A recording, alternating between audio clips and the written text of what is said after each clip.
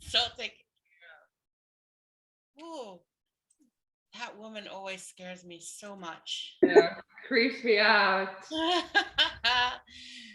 Well, I guess that leaves me to have to say welcome to everyone who's tuning in now live or in the replay. I'm just going to put this on gallery view so I can see everyone. Hello, everyone. My name is Max Thomson, and I came up with this crazy idea last year to create this co-authored book about the power of reinvention, because I felt that and I'm sorry, Martin, I am going to mention the last 18 months as everybody was locked into their houses and all their emotional security blankets were yanked off. I felt that many people would probably get to a point at some point where they had to figure out who they were without the shopping, the partying, the going into the office 80 hours a week, or whatever other method of coping they had developed. And so I started looking for people who wanted to share their stories as well. And here we are, a good year later, with a book that's just come out today, and all of us are giddy like school kids going back for the final exam. As Martin said it's exciting, it's terrifying, but here we are. And I just wanted to take some time to introduce all of these wonderful people that have contributed to this book. And as promised, I would start with Celia. Hey, Celia. Hi, thank you for allowing me to be first today. So, can you tell us a little bit, without giving too much away, can you tell us a little bit about what you are writing about in your chapter? Yeah, absolutely. First of all, thanks for all tuning in. So it's a really humbling experience. It's really nerve-wracking to share something so intimate. So what I wrote about is like find my journey of finding the safe haven in myself. So I have a history of relationship with toxic men. I have had 9 businesses in my life, and I used to kind of take extreme financial risks in a lot of this. So, like my kind of adulthood, most of it was a roller coaster ride, emotional, mental, and financial. And in the financial crisis of 2008, and the aftermath there, my world kind of collapsed overnight. I thought I was the top of the world, with amazing boyfriend at the time. I had a very successful business. I had 15 employees. I was young, very successful, and then boom, overnight it collapsed. So in the story, in the chapter, I'll be sharing that how I went from what I thought was the top of the world to overnight I lost every single thing, and that was just the beginning. And it got worse and worse until I finally had to dig really, really deep in and find that safe haven within myself. And so I'll be sharing that piece. This is very raw, humbling, and how I managed to reinvent myself where I am today, where I have, let go of all this. I was going to say, so where are you today? What is it that you Yeah. do now? Yeah, that's a great one. So where I am is I have the safe haven within myself. I feel like totally always taken care of and control who I am. So where I am today is I have a very successful business. I'm a multiple six-figure entrepreneur. I'm a solopreneur. I just recently onboarded a team. So I've now managed to build my business around my life and not the other way around. I have a beautiful daughter, and I'm also in a relationship with an amazing man where it's an incredible relationship, built on trust and just friendship, and it's completely different reality than I had. So yes, I'm really happy today. That's where I am. But it took me through the dark alleys to get there and really dig deep. Yeah, and I think as well, like one of the things that comes through so beautifully from your story, especially Celia, is that you have really found beautiful tools that really work for you and that suit your personality and your the needs that you have to sort of navigate the waves of life. Because I think that we all are in agreement that even I think we're all in much better, Am I right? Like we're all in much better places than we were, but life is still, happening around us. Yeah. Yeah, exactly. And I used to have this massive fear that everything will go overnight again. Like, I felt so much not in control, and I was so terrified of what could happen. Like, when I started, quite a few businesses after this, I was always having this fear. I was just in reaction. I felt like in no control. And now I managed to find that control. And I know now within I'm always going to be okay. It doesn't matter what happens in the world, everything is going to be okay. And those are the tools I share a bit, is this inner, tapping into intuition and tapping into yourself. I find that that's safe haven. Yeah. And you describe it so beautifully. It's all of the chapters are incredible, so I think I'm going to just keep repeating that. I see that some more people are joining us, which is so fun. Welcome everybody. I lost the question that I was going to ask you. So you'll probably come back, but you said you started something so beautifully, and then you kind of got distracted there. I think that your chapter definitely shows that rawness that I think everybody. All of the chapters have that really honest emotion in it.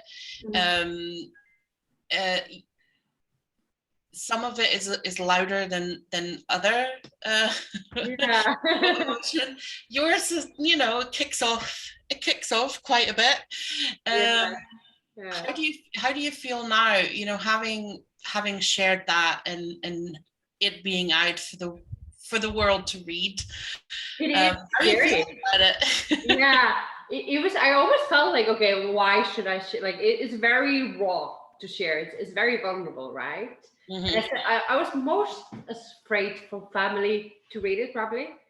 So I sent it to my mom and my dad. They hadn't read it, and my dad just said he read the chapter, and he said it was like such a difficult moment for all of us. I think like he was so happy to be part of that journey. It feels scary, but I feel like as somebody who was kind of overcame that hardship and that struggle, I'm kind of compelled to share that. Just if somebody can kind of resonate in the darkness, that there is a way out. So that is kind of why I did it, but it's definitely not an easy piece to do. It's raw, right? It is something, you kind of want to keep in the darkness and not share with anybody. But I'm really glad I did. If that would just help one or two people, that is definitely worth the revealings. But also because it's out of the darkness, it can't, hunt me anymore, right? It was the progress there too. Yeah, exactly. When you, Brené Brown says that shame can't survive in the light. It needs darkness. Yeah. So that's terrific. And I am 100% sure that your chapter will inspire at least the one or two people that you're hoping it will. I hope so. Many more. It's a very interesting story, and it is a roller coaster ride for sure. Yeah. What I found, like looking back when I was writing the chapter, one thing that really struck me, because I was thinking back then, I was very strong and independent, like this Icelandic lady. I came across very tough back then, but that was like the empty shell. And that was like where I think a lot of people reading that, a lot of my friends don't know this even. And that will probably come as a shock. Me, being a victim of domestic violence and the financial hardship and everything I went through, a lot of people just didn't know about it because I was so good at hiding it, right? And there was this, in my mind, there was this discrepancy being so strong, yet this was happening in my life. And I think a lot of people can relate to that too.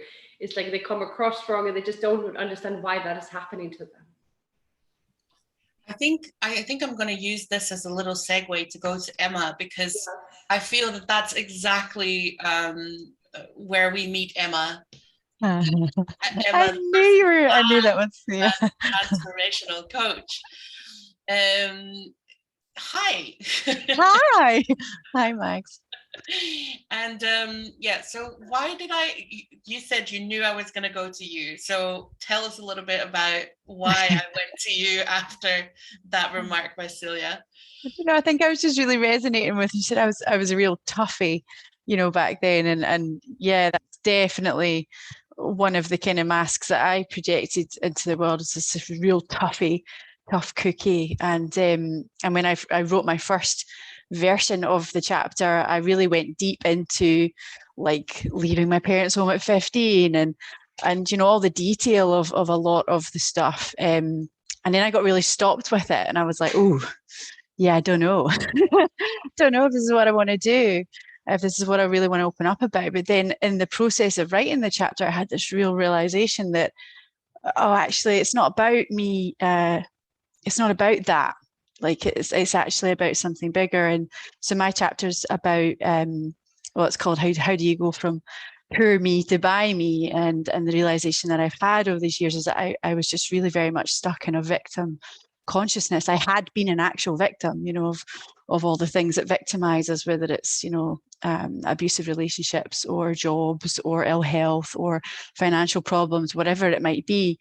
I had been a victim of that, but I had kind of internalized that and came to the point where I just expected that, from life, and expected things to be difficult. And it wasn't until I realized that I was able to reframe it and realize that actually, in fact, I'm not even going to say, because that's in the chapter, you need to read it. So All I'll say is that I read Emma's chapter, and I'd heard that turning point story before. It made me cry the first time she told me it. Still made me cry when I read it in the book. It is, I don't know. It always gets me, that story. But, that just shows as well, like how much emotion I think all of us have poured into these chapters. This is not just us telling this happened and then that happened. This is us, opening our hearts to all of you guys. And we're not going to give away what the story is, because like Emma said, you need to buy and read the book. The journey, I know that, you're, all of us, we're still alive, hence we're still on this learning curve. But where has this journey taken you now? Like, how do you feel you're coming out of this whole mindset? Yeah, I think where I am now is I've just launched my coaching business. I'm a personal transformation coach, and where I am now is I've come to a point where I really want to support strong, sensitive, courageous women like myself in accessing their own wisdom, right? Because one thing that I really disliked when I was younger, and even now, is people telling me what to do. Like, don't tell me what to do, because I want to figure it out for myself, right? And even just being able to define myself as a strong, courageous, sensitive woman, before that felt like it was contradictory. Like, how can you be strong and sensitive and courageous? Like, how does that work? And actually, all of those things kind of go together. So where it's brought me to that kind of realization that, this does all go together, and I don't need to be pretending to be this really strong, tough cookie all the time. The strength is in the darkness, right? It's in the vulnerability, and that's what this project has really enabled in me, and where it's taken me to. That's really cool. And one of the things as well that you specifically mentioned to me is that just in the writing of that chapter and going through all those stories again, that you really sort of felt a sense of closure and and processing for yourself as well. That's the added bonus, I think, of this exercise. For sure, yeah, 100%. It's definitely, it's given me that. It's really contributed to all of the other work that I've done. All the different amazing people that have supported me along the way. So yeah, and now I just want to write more. I just want to write more stuff. No So. we'll get working on that. That's not a problem. But yeah, no, I'm grateful for the opportunity. So thank you. But I think as well, like I just want to take you back to that first segue that I grabbed. What you specifically work with is those kind of women who seem to have everything sorted, and who their whole network thinks, oh well, they've got their shit sorted. Oh yeah, totally. They don't really experience that same feeling. Yeah, and I've always had that. Like people just look at me and I remember a work colleague once saying to me, God, even if you fell over and if you fell over on a walk and landed in poo, you'd still come up smelling of the roses, you know, and I'm like, you've got no idea, you know, like, and it used to really bother me that people had this sort of impression of who I was, and actually that it really wasn't right, but I didn't know how to communicate that or how to change that. So yeah, and I agree. I think a lot of people feel that way. That just because it looks great and shiny doesn't necessarily mean it is all the way through. So yeah, thanks, Mags, for reminding me about that. So let me see who's next. Who are we gonna go to? Does anyone want to go next? If you don't volunteer, then I'm going to volunteer someone. Oh, Irena is doing her little dance. We're going to go to Irena. Irena! Hello! I didn't feel the beautiful segue that I felt after Celia's, but Irena has is also part of actually, so are Emma and Celia, are also part of my little beautiful group of women around me, based in the Netherlands. But you're not from the Netherlands. Where are you from, Irena? No, I'm from Indonesia. So it's a long way and a long journey. But yeah, that's also kind of what I wrote a bit like in my chapter, my journey, kind of like throughout my my migrant life and kind of making it over here, and that now I start for myself as a mental health professional. And can you tell us a little bit more about, without, we're not doing the giving away things because, you know, we need to read our chapters, but can you tell us a little bit more about how that story goes? Yes, I can give a little bit of a teaser. So perhaps I can give also an introduction, just a brief introduction about myself. So the context is mental health. So I'm a depression survivor, and this is something that was happening also, like there were many combinations, of course, but including also the challenges that I faced throughout this journey, but also like it already started from early on back home, kind of the family situation, and also like being a solo expat here, kind of feeling on my own, not supported, and so what were the experience like, because this is something that that I want to advocate more, like the humanness of this story, and especially for my fellow mental health survivors, but also for everyone pretty much, because we've probably known mental health struggles, maybe like in the early sign of it, or maybe through our loved ones, or through our workplace. And so I kind of share that experience, like the different shades, different forms of it, and that it's valid. And kind of like in my own journey, like I went through also just by sharing it, like I went through an evolution of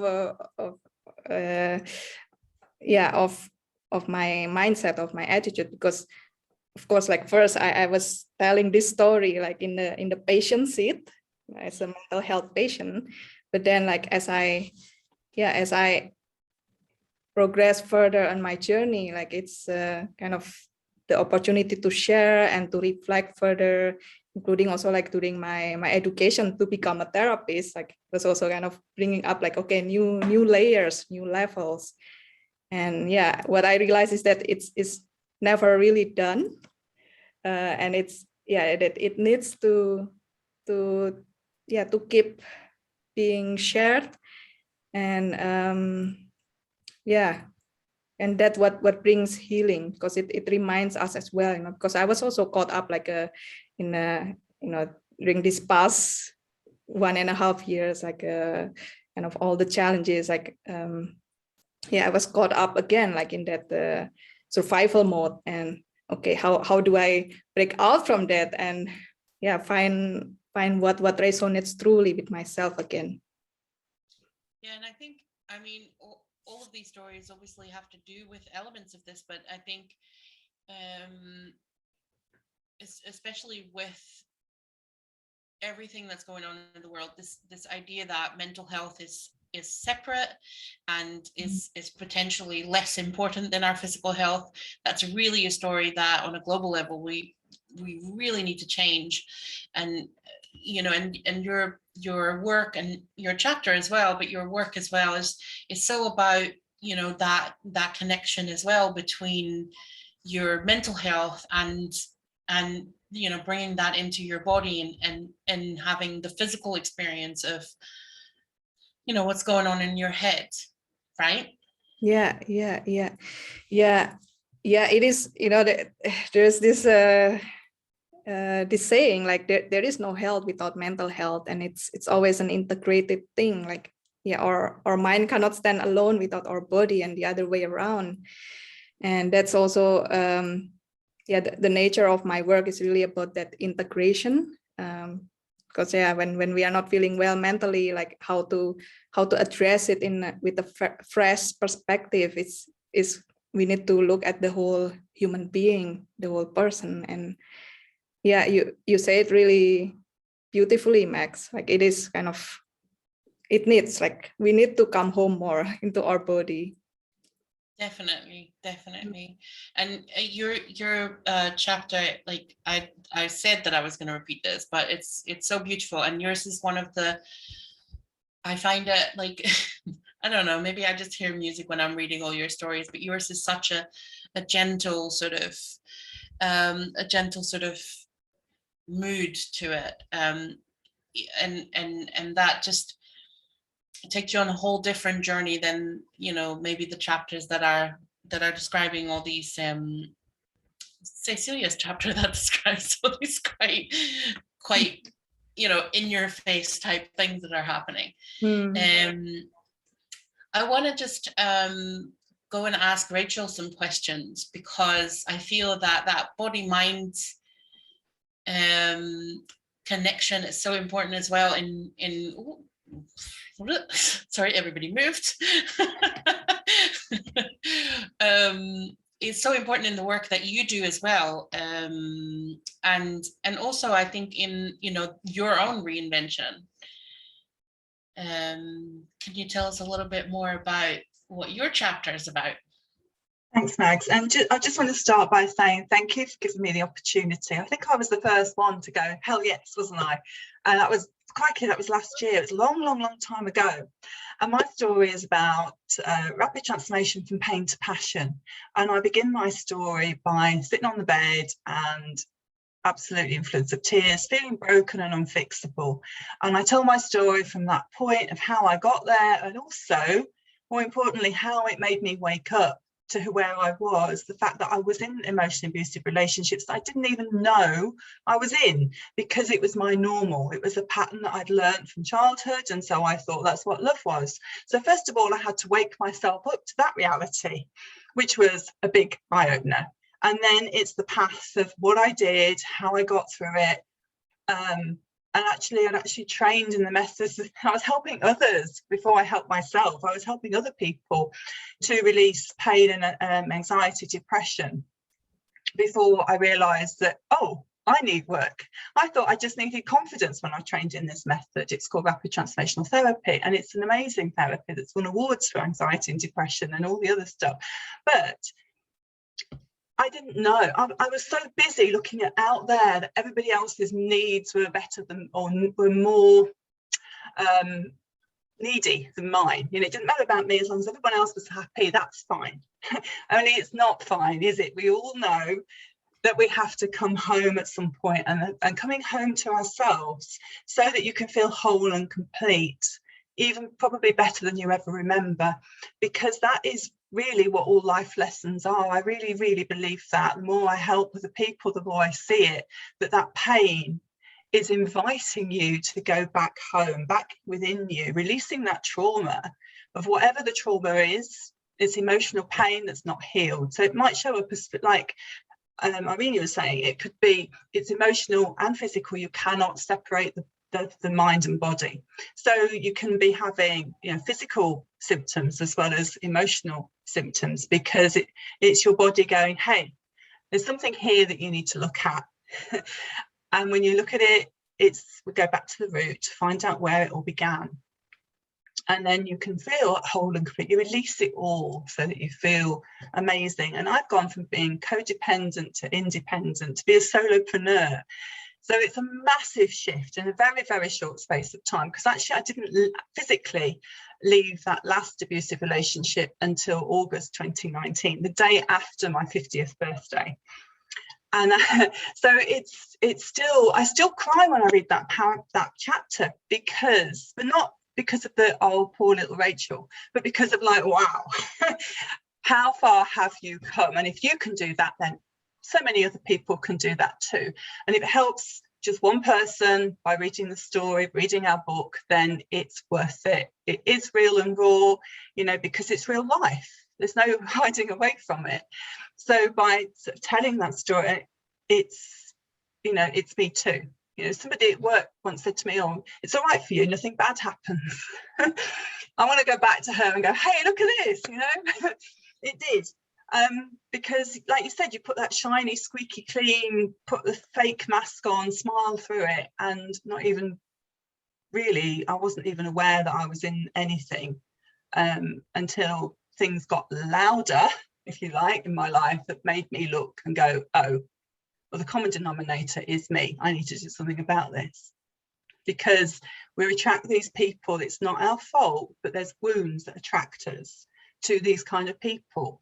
And by healing those wounds, they seem to disappear. It's because they've got that sort of, they can feel that hook, that vulnerability within you. And when you heal it, they just don't show up the same way. It's like you've put your racket down in that game of bat and ball. And by putting your racket down, they just kind of disappear, or they don't interact with you in the same way. They don't get their hook into you in the same way. And that's why I needed to share my story.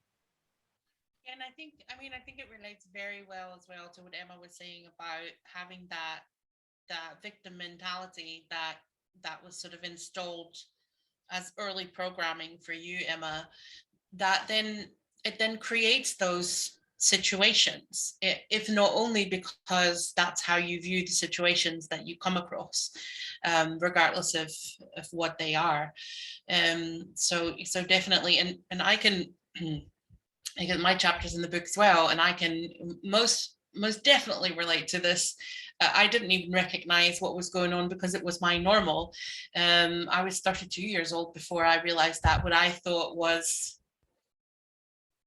slightly difficult family situation, or, you know, lots of arguments in the family, to actually, you know, be much more than that, and figuring out how that dynamic works and how those, you know, it turned out that one of my parents has a personality disorder, and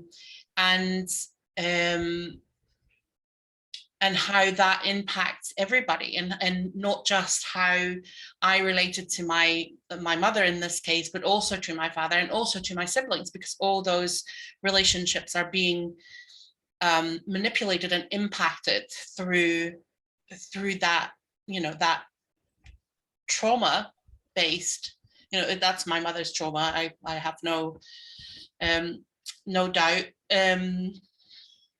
But it, you know, that's really what my chapter is about. That moment when I realized, oh wait, this isn't just sort of parents, you know, and siblings having strife with each other. There's something much bigger going on underneath that surface. And enough, your chapter as well kind of centers around these ideas that have come from your early memories. Can you tell us a little bit about that? Yes, and hi, thank you for arranging this meeting together and the book. Yes, I wanted to do this book or to write the chapter. There was something that was calling me to write it, and after I read the chapter, I was like, it was intriguing me because I could really see where I was when I was young. I mean, I was fully in the feelings of not being good enough, not being loved, not being one of the group. I was always the odd one out. There was always something that was, that I always felt I was outside the group. And that, slowly that changed. I moved away from that environment. I started on my own life, finding my own path. And now when I looked back and read what I wrote, I needed to be reminded of that. I was no longer that person. And I've moved away so far from that person. But when I read that, I was happy to know that I wasn't reading it with, well, I guess I was reading it with compassion to who I used to be at that point, and recognizing the journey that I've been through. And it's, I think now looking back, it's so easy for people to feel the lack of confidence, to feel not good enough, not loved enough. And it's when you start to recognize that actually, like I think what Emma was saying, that you're not a victim, you don't have to be a victim anymore. You can actually learn to see your strengths, your talents as, as an empowered thing. You are that person, and you're not defined by others around you. Even if they can't see your worth, it doesn't mean that you are worthless. So it was very interesting for me to go back and revisit that past, because it was obviously, like everyone else is right, it was a painful past. It was a painful experience to constantly be feeling like, like no one could see, how amazing I was. And it is looking back to being able to realize that actually I needed to realize this first before other people could realize it. So it was a real journey of transformation for me. Yeah, it's yours as well is one of the yeah, I call them quieter chapters. Like I say, it's like, to me, it's kind of, I don't know, processes like music in my mind, I guess. But again, like you're taking us on that journey of these experience, like initially you let those experiences define who you are until that moment when you decide, actually, I'm going to take that that validation and that sense of worth, and rather than than letting outside of myself impact how I feel about myself, I'm going to take that inside and let me decide who I am and what my worth is, which I think is a much safer way of doing it. Because if you're constantly depending on the people around you to inform who you are as a person, that's a very dependent situation to be in.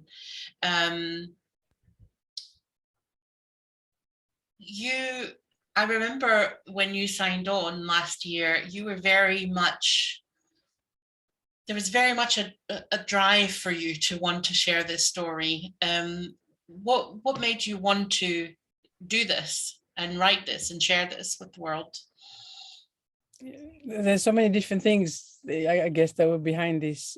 First of all, I guess it's this is what I do at the moment, right? I mean, I'm a confidence and empowerment catalyst. That's the new name.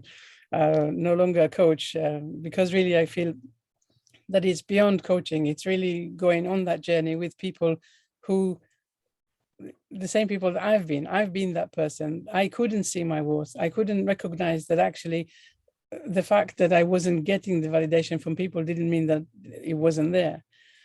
And so what I do now, it's exactly that. It's helping people to recognize what they can't recognize for themselves. And it actually, my job in a sense is quite easy, because I don't need much to help them see this. It only really takes like one conversation when they start thinking about things in a different way. So like Rachel was saying, when you're able to give what you needed, you actually get it for yourself, and then it empowers you. It empowers. It's a ripple effect. Everyone ends up being empowered, and that was important for me. I want to reach people, to say to them, hang on, this thing that you believe about yourself is not true. Where did this belief come from? You arranged things in your environment, to show you that what you believed was true, but actually let's look at it from a different perspective. Let's look at it through a different lens. The other thing for me that another reason for wanting to be a part of the book was because it really terrified me. I mean, I always knew that there was a book in me, and I never knew how to approach it. I was like, I didn't have the self-image of someone who was a writer, although I did know that I needed to write one.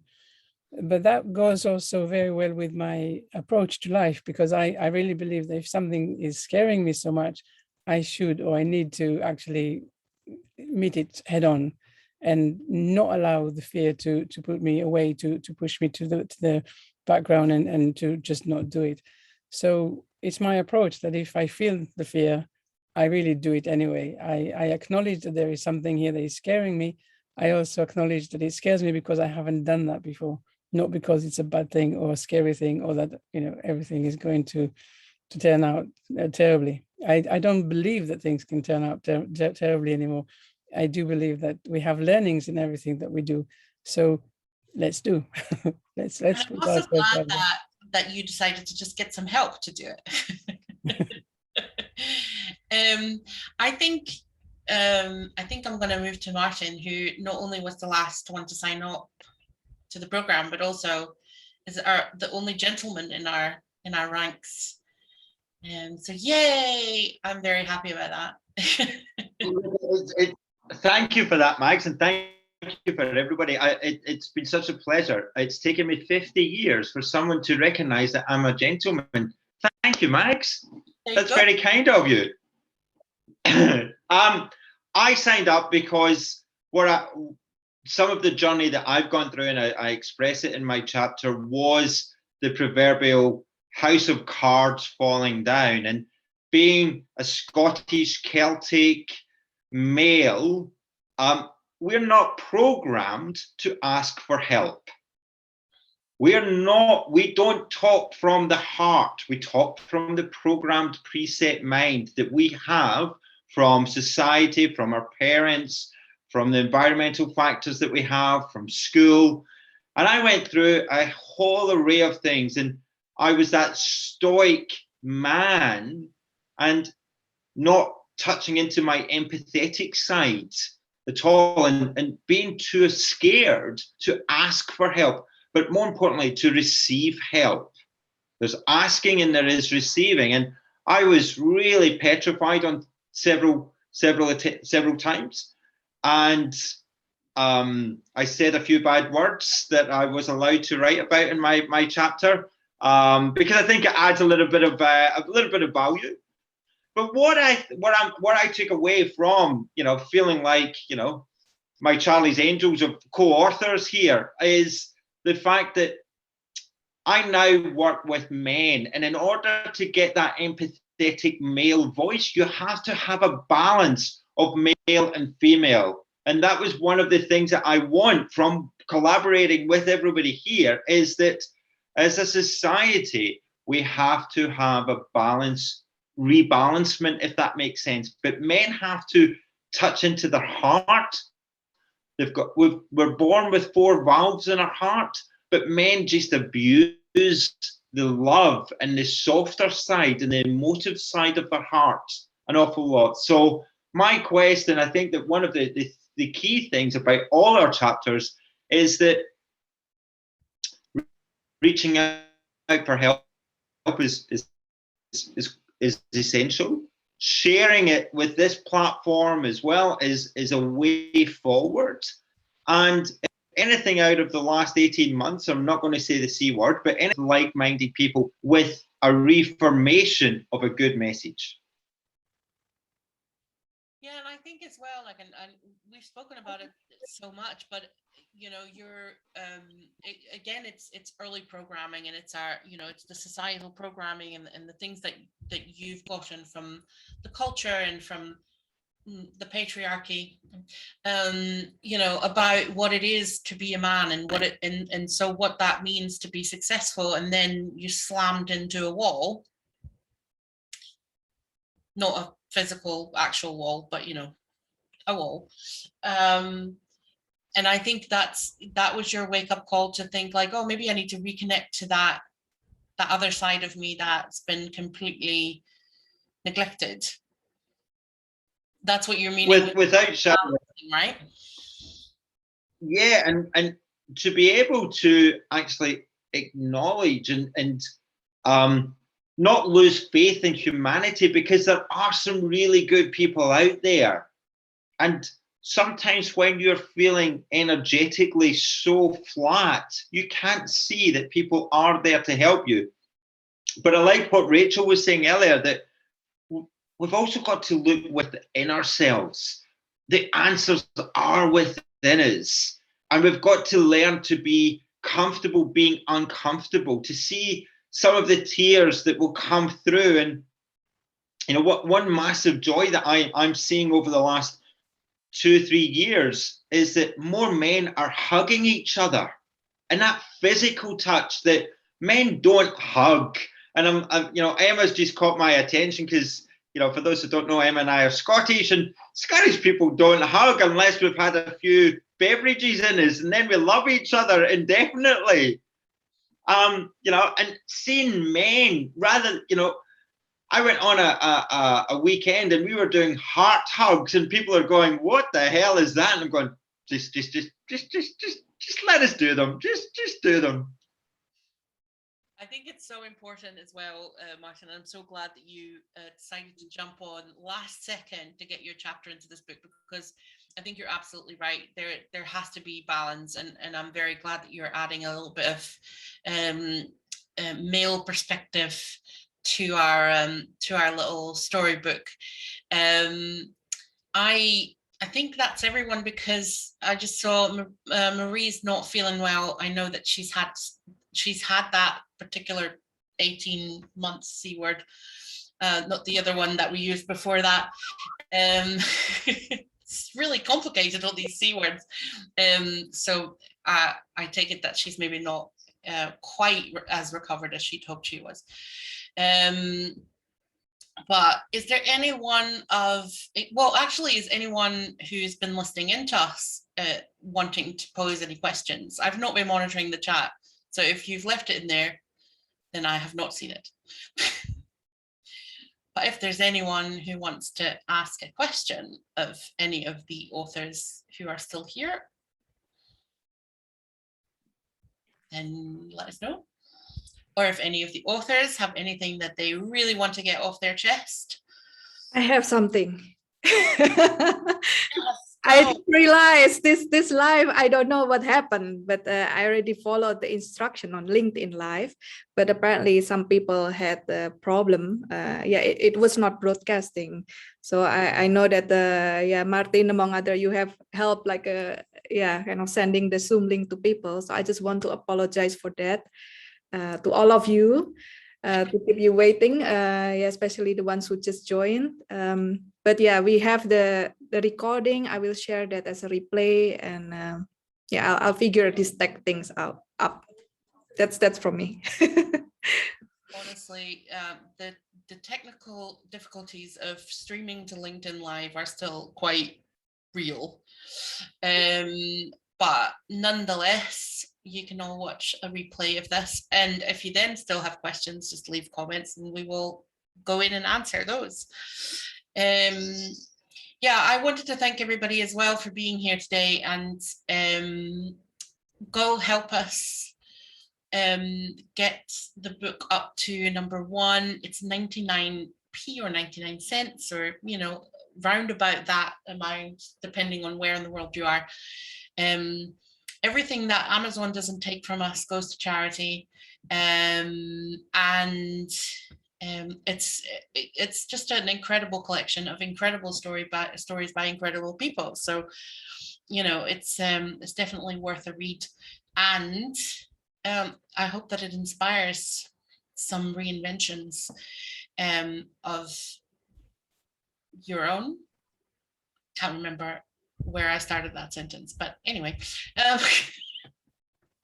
thanks so much for being here today.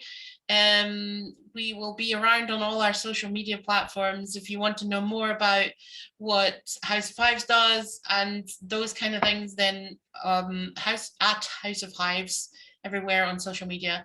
And that's it for me. Thank you very much, Mags, for putting Thank it you, together. Mags. And for the Yeah. support. Thanks, everyone. See you later. Yeah. Bye. I'll stop the live stream, and you know, if anyone who's here would like to have you have questions to any of us, or you'd like to say something, you know, perhaps you are planning to write your own book, so feel free to share. But if you need to leave now, that's also completely fine. So I just Do you want to the stop stream. the recording as well, Elena, so that when you Oh yeah. replay